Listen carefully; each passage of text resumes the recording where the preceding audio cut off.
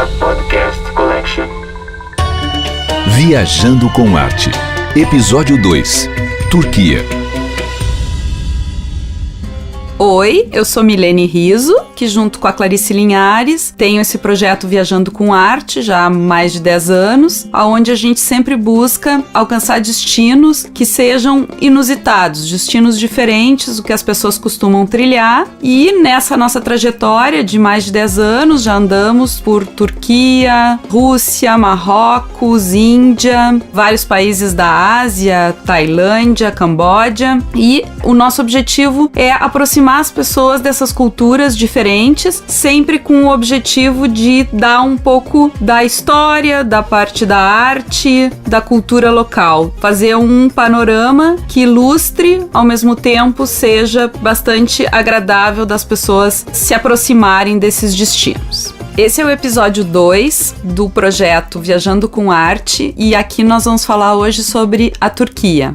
A Turquia é um país, hoje institucionalizado, mas que vem de uma antiga civilização que teve na sua história a influência de gregos, persas, romanos e muitas outras culturas e civilizações da antiguidade. Em termos de localização, a gente pode pensar na Turquia como uma grande região que se chama Anatólia e que fica na Ásia. A Turquia é conhecida como um local de dois mundos, que divide dois mundos, a Europa e a Ásia. É uma fronteira de dois mundos. A região da Anatólia é a grande parte da Turquia, fica nessa parte da Anatólia, sendo que isto é na Ásia. E um pequeno pedacinho fica na região que compreende a Europa. E que a cidade que a gente conhece mais e que fica bem nessa confluência é Istambul, que é a cidade mais conhecida e aonde a gente pode dizer que foi o palco das maiores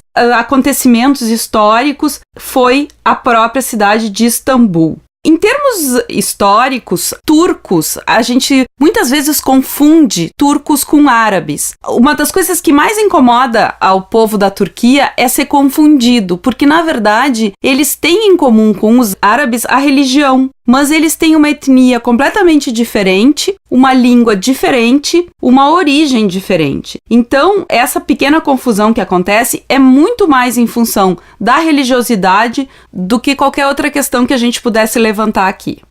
Em termos de história, a gente pode começar a pensar no início dos gregos. Os gregos tiveram uma grande civilização baseada em cidades-estados. E foi na Ásia Menor, na região da Anatólia, que muitas dessas cidades gregas se desenvolveram. Então, a própria Guerra de Troia, que aconteceu lá em 1200 a.C., aconteceu na região que hoje compreende a Turquia. Colônias na Ásia Menor, como Mileto, como a própria cidade de Éfeso em seu princípio, também estão principalmente na região da costa da Turquia. Então são todas cidades que vieram desde a época dos gregos e que aqui nessa região se instalaram. Depois vieram persas, que também tiveram um domínio durante algum tempo aqui na Turquia, e o nosso conhecido Alexandre o grande grego que expandiu, baseado na Macedônia, expandiu os domínios gregos. Ele esteve aqui e aqui fez grandes conquistas nessa região no interior da Anatólia. Mas foram os romanos, com toda a sua sede expansionista, que dominaram essa grande região por um tempo maior e aqui também fundaram cidades e aqui também tomaram as cidades dos gregos e fizeram a sua civilização e fizeram a sua infraestrutura e fizeram o seu sincretismo religioso com os povos que viviam na região da Anatólia. Os romanos fundaram, então, cidades, principalmente também na costa da Turquia, e foi na nossa atual Istambul que a gente tem o início, então, dessa história tão interessante que se dá com essa relação com os romanos. Istambul foi originalmente fundada como o nome de Bizâncio. Foi um rei grego que buscou através de um dito do oráculo de Delfos, um local para fundar uma cidade. E o oráculo disse: procure um lugar aonde seja o oposto de uma terra de cegos. Byzes foi para a região do Estreito de Bósforo e encontrou uma colônia fundada num local onde tinha um porto muito mal colocado e se deu conta que do outro lado, na outra margem desse mesmo estreito, tinha uma região muito mais fértil, com um porto muito mais interessante para colocar uma cidade. Então ele interpretou o oráculo de Delfos e fundou a cidade de Bizâncio exatamente do outro lado dessas terras de cegos aonde inicialmente estaria. Com isso ele fundou a cidade de Bizâncio, que foi o embrião da atual Istambul.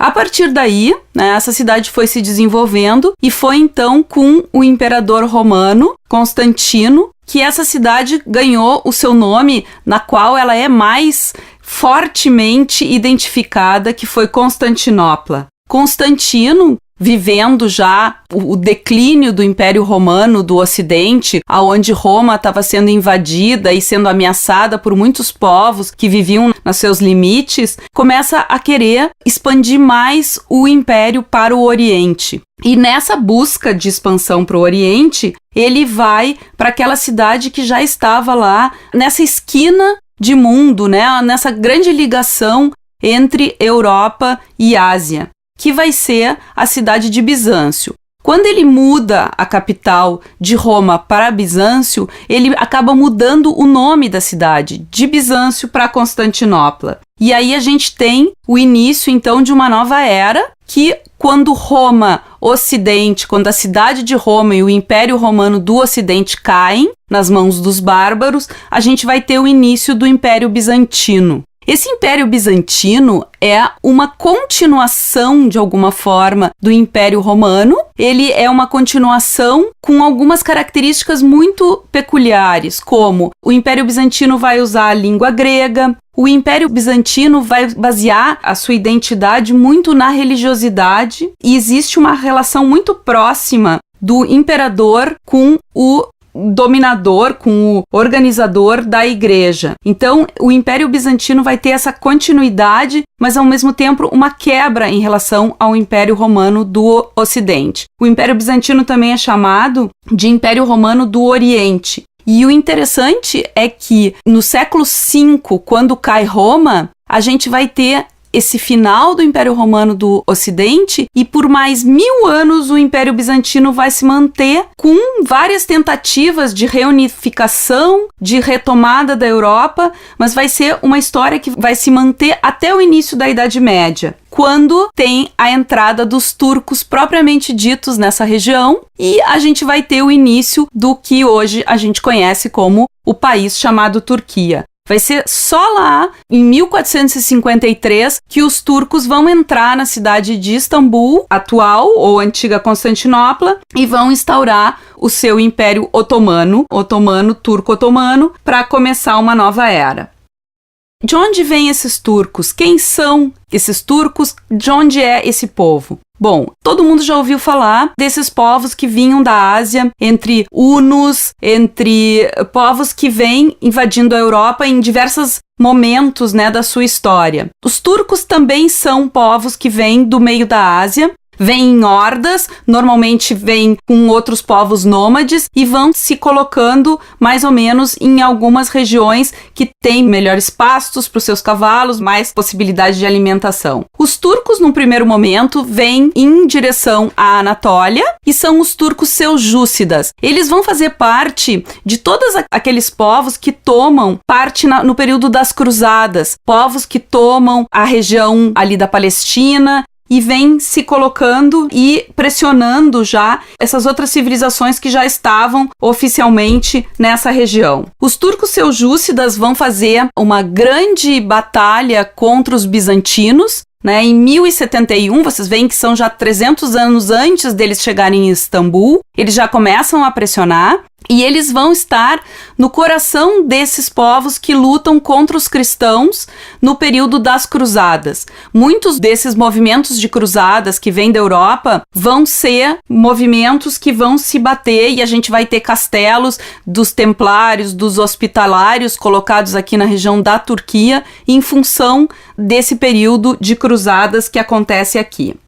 Pois então, os turcos seljúcidas vão ser os primeiros que vão se colocar, e durante um tempo eles vão dominar o palco aqui das batalhas, mas logo em seguida eles mesmos vão perder para os turcos otomanos, que são então a origem do nome do Império Otomano, que vai ser esse grande império que vai inclusive dominar toda essa região que se dá da Palestina, até do norte do Egito. Os otomanos vão fazer um império tão grande que vai até a região do Marrocos e que vai chegar também até as margens de Viena, na Áustria. Vai ser um dos maiores impérios que vai se colocar na nossa história, vão ser os otomanos. Então, um império que dura de 1300 até 1922. É um império, além de muito grande em extensão, muito duradouro em termos de tempo.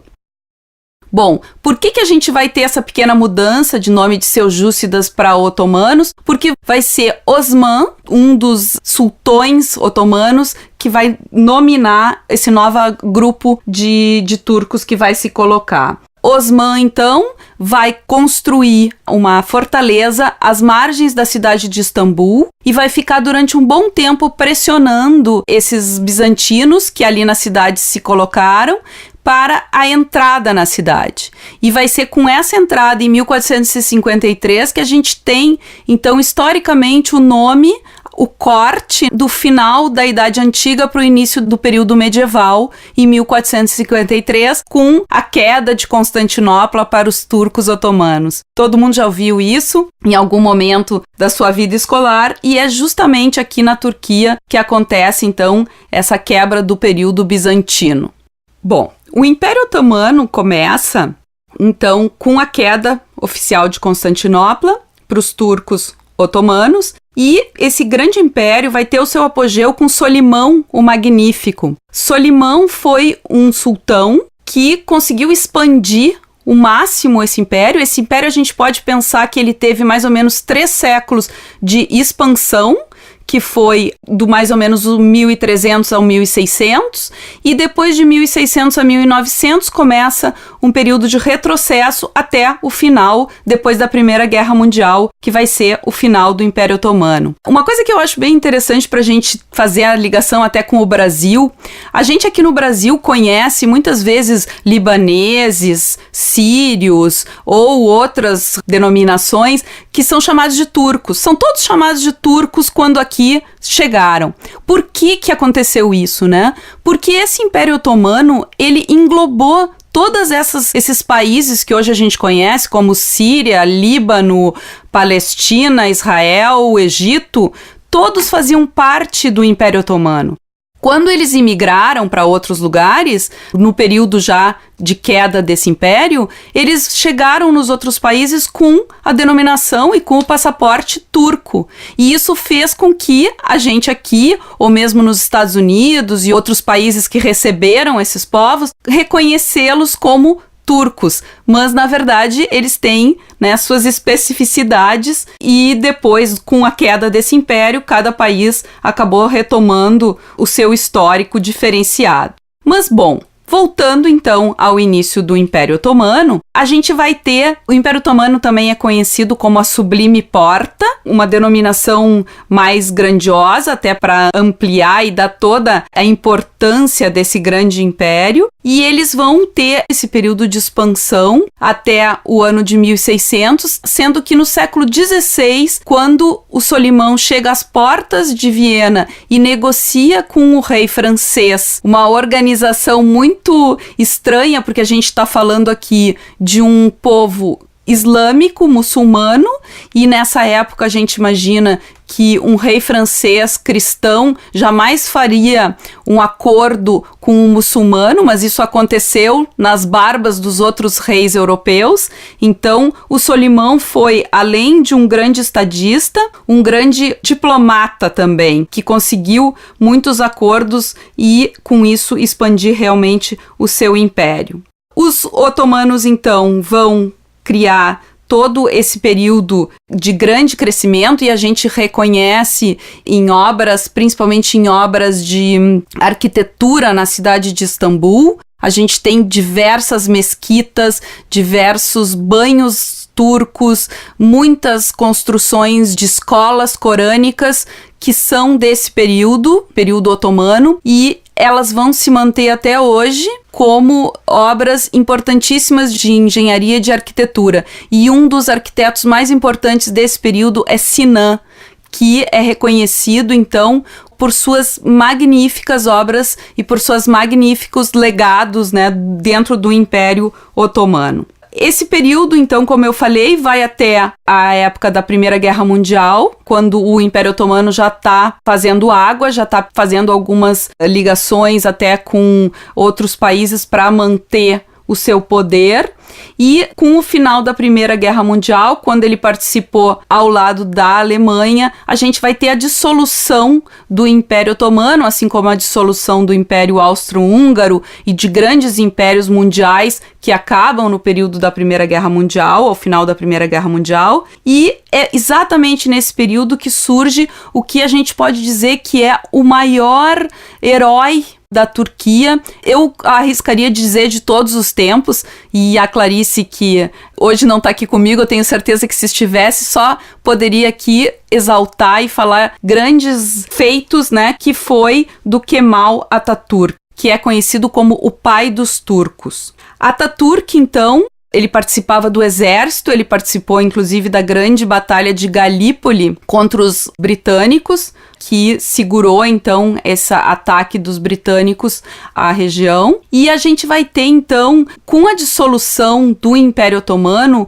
uma busca desses países europeus que praticamente se colocam como as novas potências a partir da Primeira Guerra Mundial, de tomar esses restos do Império Otomano que está se dissolvendo. Então a gente sabe da influência de Inglaterra na região toda do Oriente Médio, da França também. E o que acontece? Atatürk vai ser o grande idealizador da Turquia moderna. Ele que não vai permitir que os países europeus tomem essa parte da Turquia, ele que vai fazer toda uma grande reforma da cultura e do funcionamento da Turquia em função de manter um país unido. Ele vai fazer a separação do Estado e da religiosidade, da religião. Ele vai mudar o alfabeto para o alfabeto latino, então aproximando a Turquia dos outros países europeus. Ele vai fazer uma mudança toda na parte de organização da sociedade, e com isso ele vai transformar a Turquia num país moderno, separando o domínio que outros países muçulmanos têm, a religiosidade sobre a política e sobre o governo. Bom, Atatürk, apesar de toda essa exaltação que não poderíamos deixar de fazer, tem uma pequena mancha na sua história, que é a questão do genocídio dos armênios. Inclusive agora, há pouco tempo, surgiram alguns filmes falando sobre isso, e um dos muito interessantes que eu vi há pouco tempo foi A Promessa, que fala muito claramente disso.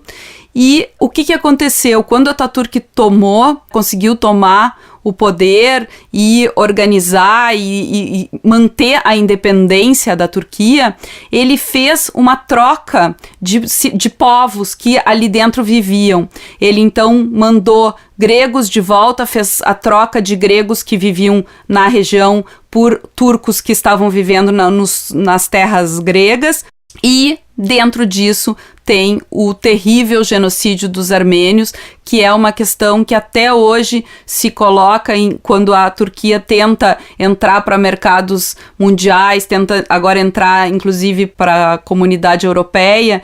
Isso volta como uma mancha, porque está entre 1 milhão e 1,5 milhão de pessoas que teriam sido mortas, que teriam sido dizimadas ou teriam sido enviadas de volta para suas terras, sendo que já tinham gerações vivendo dentro da Turquia. Então, não deixa de ser uma mancha, né, na história de Atatürk, mas todo grande governante tem sempre as suas questões.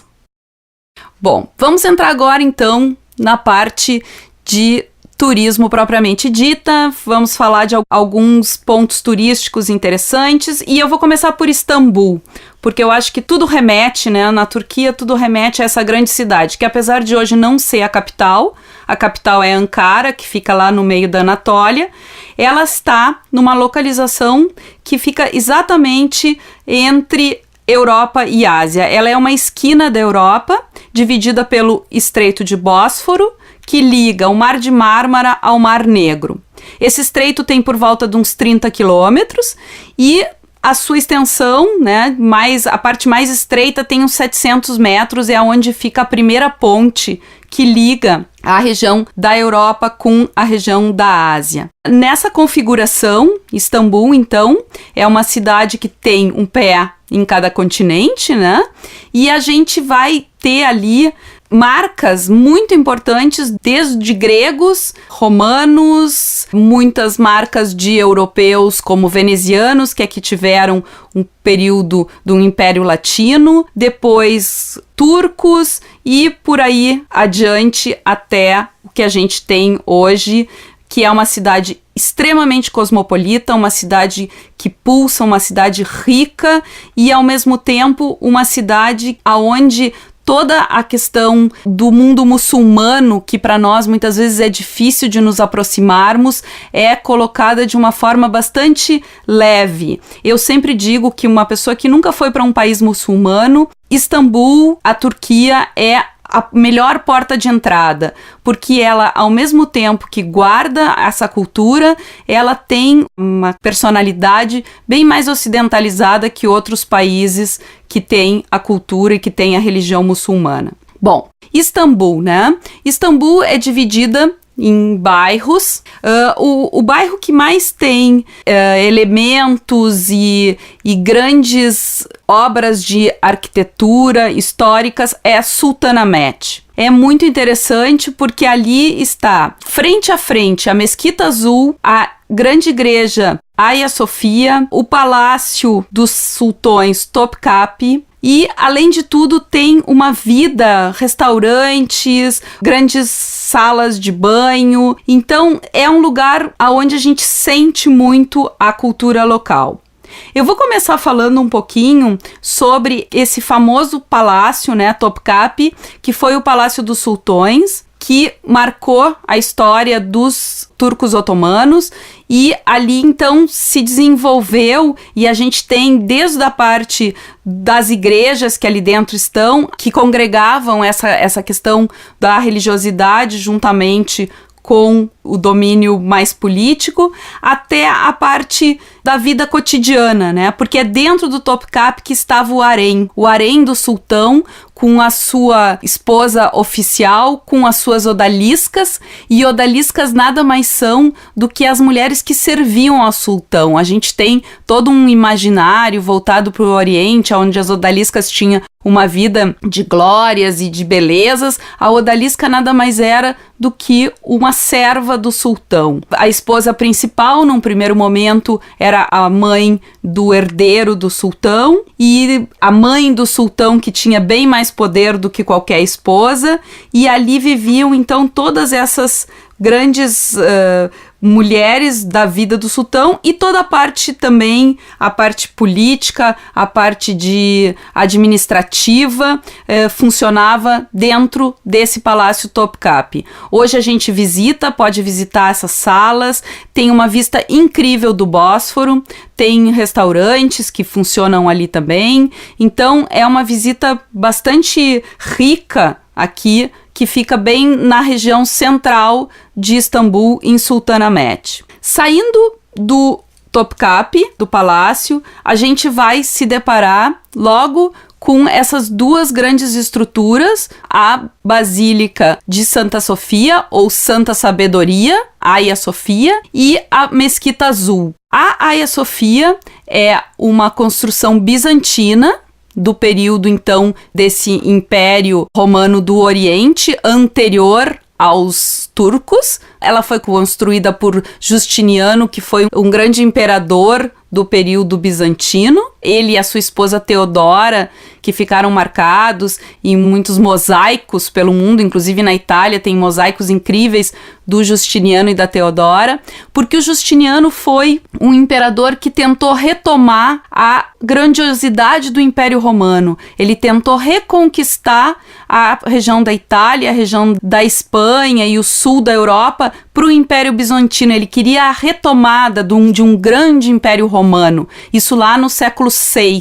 Então, ele tem essa grande importância e ele deixou essa incrível construção que é a Hagia Sophia. Bem em frente, do outro lado da praça, está a Mesquita Azul, que já é uma construção, então, dos próprios turcos otomanos, já do século XVII, praticamente 1000 anos depois da construção da Hagia Sophia, e ela então está na mesma praça. A gente tem uma ligação de mais ou menos uns 200 metros, 1000 anos de história, e isso é muito incrível em Istambul, porque está sempre presente essa questão da história em poucos passos que se dá. Bem no meio do caminho, entre uma e outra, a gente tem banhos turcos. Dizem que os mais elegantes de Istambul estão ali, que são os banhos da Hagia Sophia. Nesses banhos a gente entra, é ensaboada, tem um ambiente de meia-luz com sucos.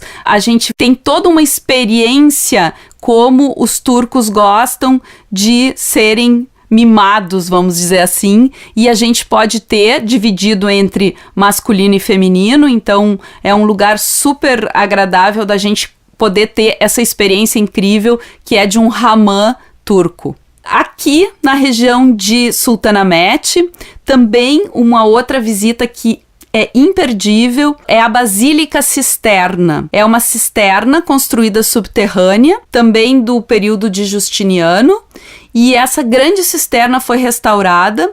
Ela compreende mais de 500 colunas, inclusive de palácios romanos que tinham pela cidade, onde eles pegaram colunas e foram construindo esse local subterrâneo de armazenamento de água. Em função de que a cidade muitas vezes era sitiada, né, e ficava sem ter acesso ao mundo exterior. Então, se por acaso o aqueduto fosse danificado e o abastecimento de água fosse cortado, eles teriam água suficiente para se manter por mais um bom tempo com essas grandes cisternas construídas.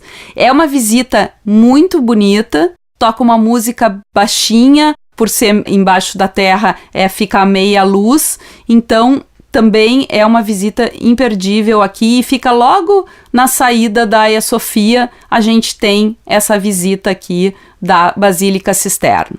A cidade, como eu falei antes, ela tem muitos bairros, é uma cidade muito grande. Um dos grandes problemas de Istambul é o trânsito, que é caótico, principalmente nos horários do rush, então isso é um cuidado que a gente tem que ter. Nessa região, ainda na região de Sultanahmet, o famoso Gran Bazar. É um bazar gigantesco, onde se falam quase todos os idiomas do mundo, porque os vendedores turcos eles têm essa capacidade de te olhar e conseguir identificar mais ou menos a língua que tu vens falando, e aí com isso eles falam qualquer idioma e vendem praticamente de tudo, desde coisas utilitárias até os maravilhosos tapetes, todos os tipos de cerâmicas, perfumes. É um bazar que é difícil sair incólume. Então, preparem-se porque é uma visita muito interessante e que faz parte da cultura local, toda a parte da negociação. Então, a gente vai ter que dar um período de tempo para cada compra, porque a negociação nunca é muito rápida, ela sempre tem todo um processo que faz parte da compra. Bem próximo ao Gran Bazar existe o Bazar Egípcio, que nada mais é que o bazar de especiarias. Então todas a parte de temperos, de doces, os doces turcos são incríveis. O lokum é um dos doces mais famosos aqui, é uma goma onde eles colocam uma água de rosas e muitas vezes todas essas frutas secas que a gente conhece então tão bem, mas que são maravilhosas na Turquia, desde pistaches, amêndoas, são muito gostosos. E a grande briga entre turcos e gregos, que são os doces conhecidos como os baklavas, que são os doces de massa filo com mel, que também são deliciosos aqui e que para nós não importa se foram turcos ou gregos que inventaram, o que importa é que são realmente maravilhosos. Todas essas coisas que eu falei até agora, essas regiões, essas grandes construções, ficam todas a poucos passos umas das outras na região de Sultanahmet. A gente então cruza o Corno de Ouro. Aqui tem uma pequena confusão que muitas vezes quando a gente está em Istambul e a gente vê o canal de Bósforo, que é aquela imensa quantidade de água que cruza bem na frente da cidade, e para o lado direito tem uma entrada de água, é a chamada Corno de Ouro. Ela somente divide a parte europeia em duas partes, entre o bairro de Sultanahmet e a região da Torre de Gálata. É tudo na parte europeia, o que eu estou falando aqui, fica toda ainda no lado europeu de Istambul. Então, cruzando a ponte de Gálata, a gente vai ter, dominando a região, a Torre Gálata, que é um lugar muito interessante de se subir, porque de lá se tem uma bela vista do bairro de Sultanahmet, da Mesquita Azul, da Hagia Sofia. E aqui a gente tem uma parte mais da vida, a gente consegue sentir mais a vida cotidiana da cidade de Istambul.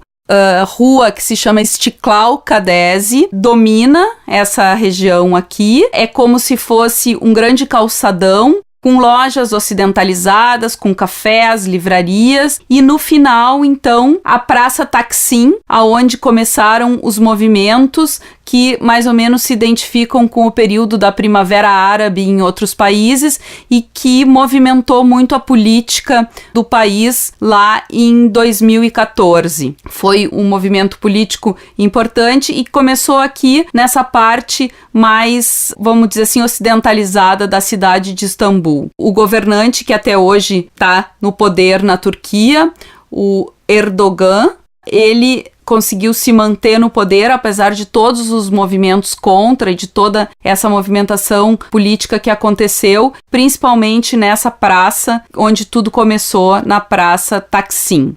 Dessa região a gente pode descer diretamente para o Bósforo e um outro passeio imperdível em Istambul é fazer uma navegação pelo Bósforo. Muitas pessoas chegam em Istambul de barco e aí conseguem ter essa visão da cidade desde a parte então da água, e é muito, muito interessante porque tem muitas torres de mesquitas.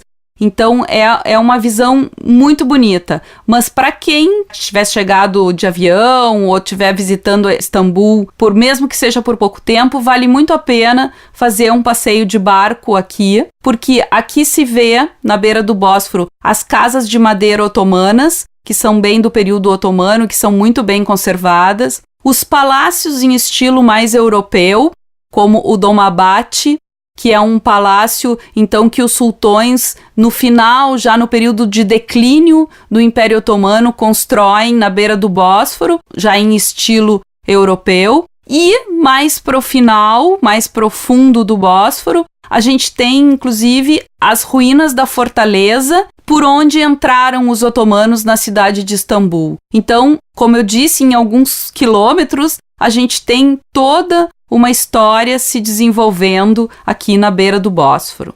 Um outro bairro muito típico e muito interessante é o bairro de Ortaköy, que fica também às margens e tem uma mesquita bem charmosa e que apareceu num filme que é muito emblemático dessa história da Turquia, principalmente do período da divisão entre gregos e turcos, que chama O Tempero da Vida. A mesquita de Ortaköy, ela é cenário de vários momentos que o personagem principal caminha nas ruas de Istambul e ali, em volta da mesquita, se desenvolveu uma região de vários restaurantes, de cafés. Então, ali também tem uma estação, né? Porque como o Bósforo tem toda essa movimentação importante na cidade de Istambul, tem estações de barcos, de ferries, que fazem uma ligação como se fosse um ônibus aquático. E ali em Ortaköy é uma dessas estações importantes. Então, é um lugar bem interessante de sentir também a coisa da cidade pulsante. Às margens do Bósforo tem 2 palácios que são dignos de visitação. Um deles é o último palácio dos sultões, então o palácio de Dolmabahçe. Esse palácio se visita, tem tapetes, salas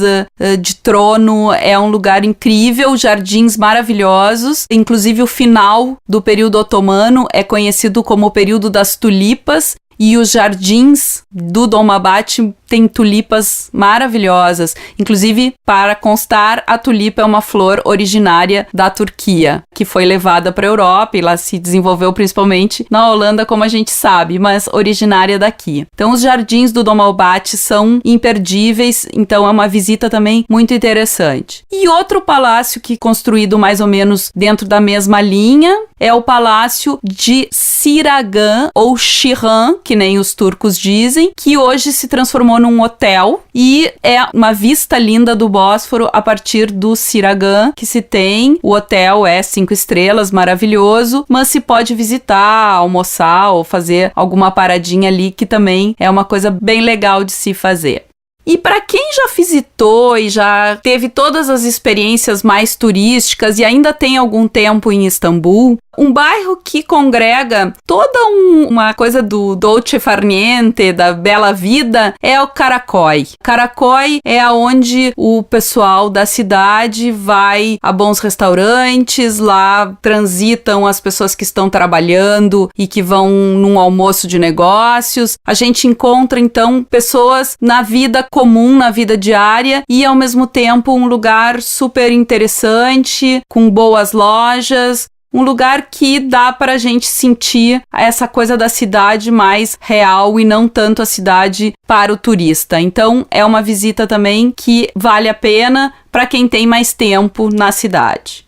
Dentro da Turquia, um lugar que é praticamente único no mundo é a região da Capadócia. Pelas suas formações rochosas, absolutamente diferentes de qualquer outro lugar do mundo, bem no meio da região da Anatólia, fica essas montanhas onde durante algum tempo os cristãos se esconderam de outras perseguições de povos locais. Então, ali a gente encontra, na região de Göreme, principalmente, uma grande museu ao ar livre, aonde a gente tem uma das primeiras catedrais e igrejas cristãs que a gente tem na nossa história. São construções quase rupestres, escavadas na rocha e com pinturas murais muito antigas e muito bem conservadas em função de que o clima é muito seco. É uma região grande em termos de extensão, se tem várias partes diferentes para visitar. Em Göreme, como eu falei, fica o coração, mas o Çisar e outras pequenas localidades locais também guardam muitas coisas interessantes, como o Vale do Amor, que é um grande campo com essas rochas esculpidas pelo vento e muitas vezes em formações fálicas que deixam a paisagem completamente inusitada. Ali se pode fazer passeios a cavalo, se pode fazer caminhadas, trilhas. É uma região mais para espíritos um pouco mais aventureiros. Ao mesmo tempo tem uma infraestrutura muito boa, bons hotéis e o grande cenário que a gente já viu da Capadócia em qualquer site de turismo, em qualquer fotografia, são os balões que levantam todos os dias antes do amanhecer. É um passeio que se faz saindo dos hotéis, então, antes do sol nascer, lá pelas 4:30 da manhã, e se vê, então, todo aquele ambiente de milhares de balões coloridos sendo inflados por ar quente, como se fossem cogumelos aparecendo do chão. E aqueles mais de uma centena de balões, com certeza, criam uma paisagem nunca vista em nenhum outro lugar, porque são montanhas em formatos de chaminés de fadas, como eles chamam muitas vezes, e com aqueles balões coloridos, então é um voo de balão único no mundo. Para chegar até a Capadócia, a maneira mais fácil é pegar um avião em Istambul, e em 1h30 a gente desce numa cidade próxima, porque a região tem mais de um aeroporto, então tem mais de uma opção para se chegar até lá. E lá na Capadócia, o interessante é ter, de preferência, um guia que possa te levar para conhecer essas diversas opções de paisagens diferentes. Inclusive, tem uma grande cidade subterrânea que se visita também. Ali na cidade subterrânea a gente não vai ter a riqueza de decoração que tem na parte do Museu das Catedrais, mas também é uma visita bem interessante porque mostra assim como as pessoas conseguiam viver daquela forma praticamente sem ver a luz do sol durante muito tempo, mas com muitos túneis interligados que faziam que uma grande comunidade ali se escondesse e conseguisse sobreviver. A Turquia também tem estradas, muitas pessoas fazem essa parte das viagens internas de carro ou de ônibus, mas trens não tem muitos que façam todas essas ligações. Então, normalmente se faz ou de avião ou de ônibus essas viagens internas. Saindo da Capadócia, uma outra parte muito interessante e bastante conhecida da Turquia é o seu litoral. O litoral da Turquia não é tão famoso quanto o litoral da Grécia, principalmente para a parte de praias, mas eu posso dizer que é tão interessante quanto as praias gregas são as praias da Turquia, principalmente da região de Bodrum, que é conhecida como a Riviera Turca. Bodrum tem um grande calçadão, também com lojas e restaurantes que fazem a festa de quem gosta de cópias, vamos dizer assim. Na Turquia se compra todos os tipos de bolsas de marcas internacionais e Bodrum é uma das mecas dessa parte de comércio da Turquia. Mas, tirando isso, a cidade é super aprazível, tem um porto cheio de barcos de onde se pode fazer passeios, inclusive para a ilha grega de Kos, que fica a pouco tempo de distância do litoral de Bodrum, uma distância que se faz em passeios de um dia, então de barco ali em volta da cidade, é um passeio também muito interessante. E na cidade de Bodrum tem um castelo, que eles chamam de ruínas, mas ele está muito bem conservado, que é onde se concentraram uma dessas grandes ordens do período das Cruzadas, que foi a Ordem dos Hospitalários. Então, nesse castelo de São João, a gente vai ter uma riqueza de história para contar do período das Cruzadas, quando, então, essas ordens religiosas cuidavam dos caminhos para que esses guerreiros viessem e tentassem retomar as terras santas para os cristãos. Então, vai ser aqui na costa da Turquia um dos caminhos desses cavaleiros cruzados. Em Bodrum, a gente tem também uma vida noturna muito interessante, hotéis muito bons, grandes resorts de praia, então para as pessoas que querem aproveitar mais a Turquia como um destino não tão cultural, mas mais de praia e de sol. O verão é um período também longo, que vai de junho até início de setembro. A gente aproveita muito bem a praia na Turquia. O mar é um pouco geladinho, mas ao mesmo tempo muito transparente, então são praias muito agradáveis. E aqui também de Bodrum, ou mais precisamente de Kuşadası, que é uma outra cidadezinha que fica no litoral, a gente alcança as famosas ruínas de Éfeso. Éfeso é uma das cidades greco-romanas mais bem conservadas de todo o mundo greco-romano. Ela tem um histórico que começa com os gregos, mas grande parte do que a gente vê hoje lá em Éfeso são uma herança romana. A cidade, então, está sendo escavada ainda, mas tem obras muito bem preservadas, como o anfiteatro, a Rua de Mármore e, principalmente, a Biblioteca de Celsus.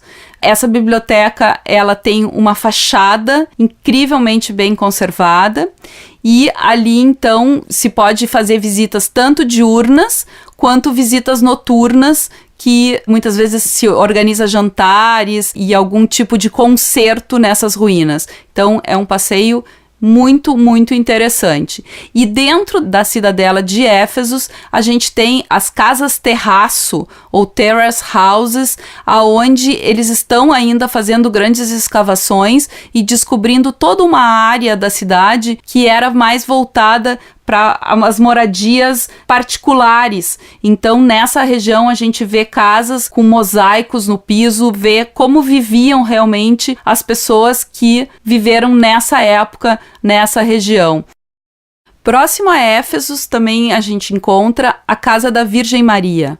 É uma ruína onde tem uma pequena capelinha e muitas peregrinações são feitas porque faz parte, então, de toda essa história do cristianismo. Segundo conta a história, a Virgem teria vindo e teria acabado morrendo na região da Turquia. E ali, onde está a casa, teria sido o seu último local de moradia. Então, também faz parte de toda essa parte do imaginário da história cristã. Bom, nesse episódio nós falamos sobre a Turquia, que é um país com uma história riquíssima, com toda uma riqueza de civilizações que por ali passaram. E se vocês quiserem mais informações, tiverem alguma dúvida, podem acessar o nosso site viajandocomarte.com.br ou nas redes sociais, Facebook, Instagram, onde a gente está sempre presente. Tchau e até o próximo episódio. America Podcast Collection.